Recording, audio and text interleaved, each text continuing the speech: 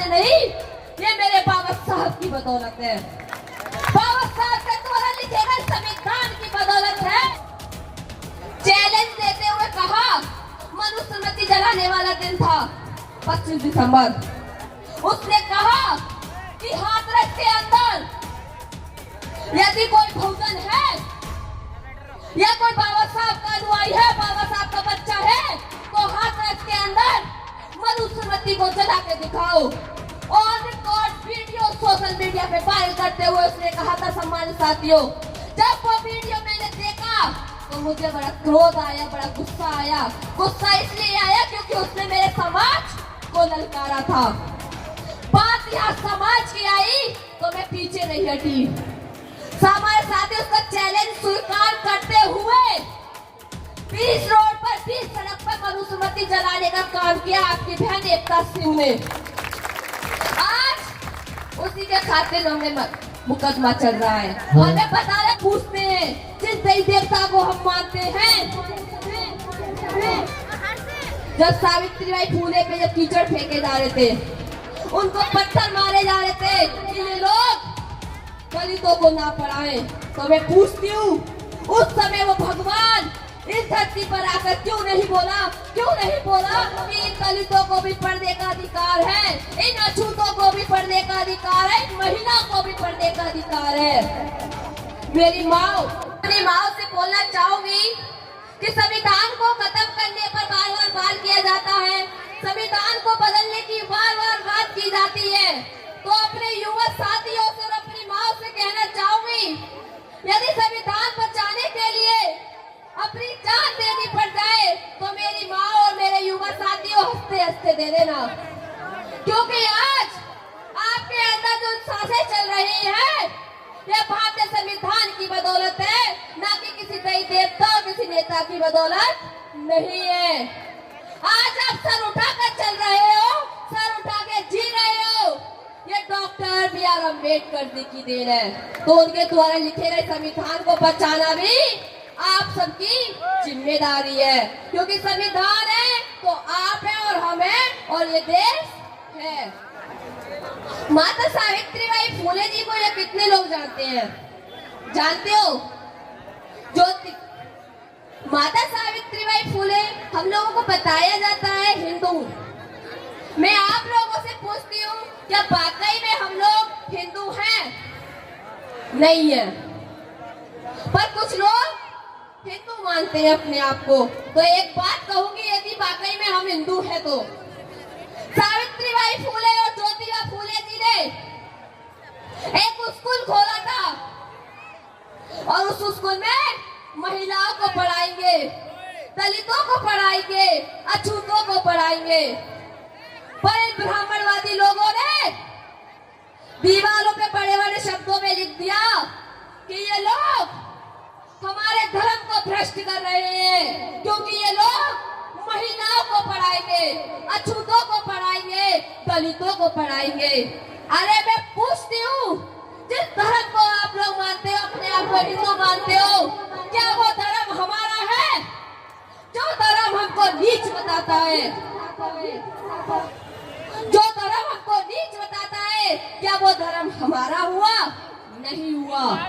मैं पूछती हूँ, जिस भगवान को हम पूछते हैं, जिस देवी देवता को हम मानते हैं,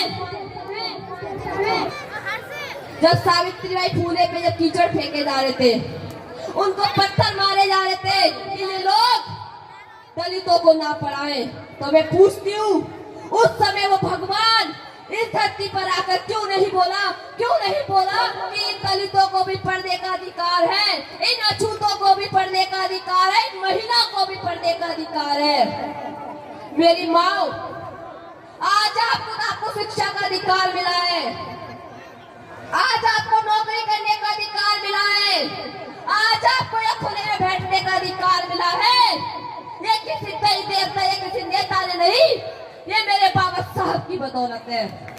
बाबा साहब के द्वारा लिखे गए संविधान की बदौलत है कि मेरी जैसी बहन बेटियां आज समाज के बीच में जा रही हैं, और जो काम पुरुष करते हैं वो महिलाएं करती हैं। वो किसकी देन है? वो हमारे बाबा साहब की बदौलत है। तो बाबा साहब को पढ़िए, बाबा साहब को जानिए। यहाँ अभिषेक भाई ने बहुत अच्छी अच्छी बातें हमको मिली, सुनने को, बहुत कुछ सीखने को भी मिला। बात करूं संघर्ष को लेकर तो एक छोटी सी बात बताऊंगी कि अपनी इतनी छोटी सी उम्र में, 21 साल की उम्र में, एक समाज के खातिर एक मुकदमा भी मेरे ऊपर चल रहा है। बताना चाहूंगी कि ये मेरी घटना मेरे हाथरस जिले की है, क्योंकि मैं हाथरस जिले की ही रहने वाली हूँ। हाथरस जिले में एक उच्च सरवण ने, बोलूं तो एक उच्च जात के लोगों ने हमारे समाज को चैलेंज देते हुए कहा, मनुस्मृति जलाने वाला दिन था 25 दिसंबर। उसने कहा कि हाथरस के अंदर यदि कोई बहुजन है या कोई बाबा साहब का अनुयायी है, बाबा साहब का बच्चा है, तो हाथरस के अंदर मनुस्मृति को जला के दिखाओ। और रिकॉर्ड वीडियो सोशल मीडिया पे वायरल करते हुए उसने कहा था, सम्मानित साथियों, जब वो वीडियो मैंने देखा तो मुझे बड़ा क्रोध आया, बड़ा गुस्सा आया। गुस्सा इसलिए आया क्योंकि उसने मेरे समाज को ललकारा था। बात यहाँ समाज की आई तो मैं पीछे नहीं हटी।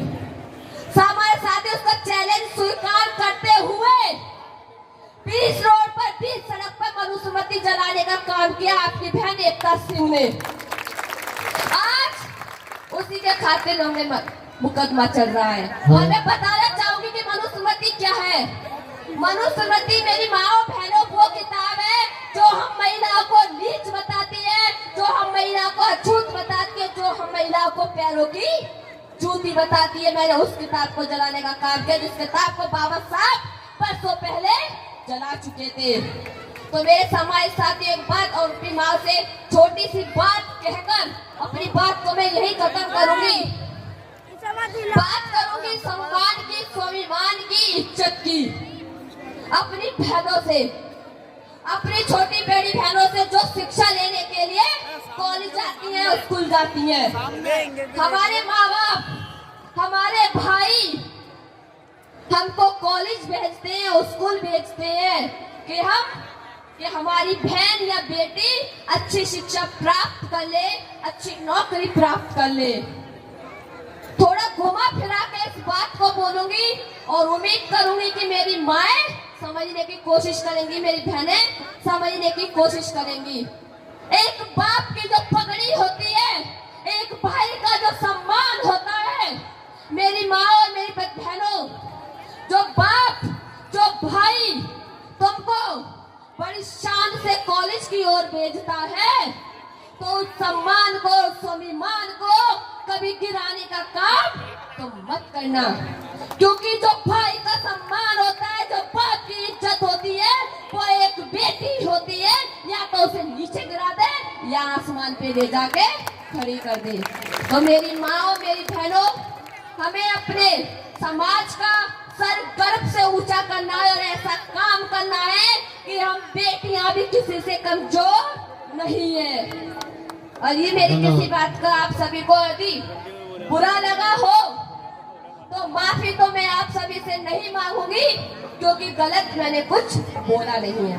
आप सभी साथियों को मेरा प्यार भरा जय भीम, जय संविधान, जय भारत, बाबा साहेब अमर रहे।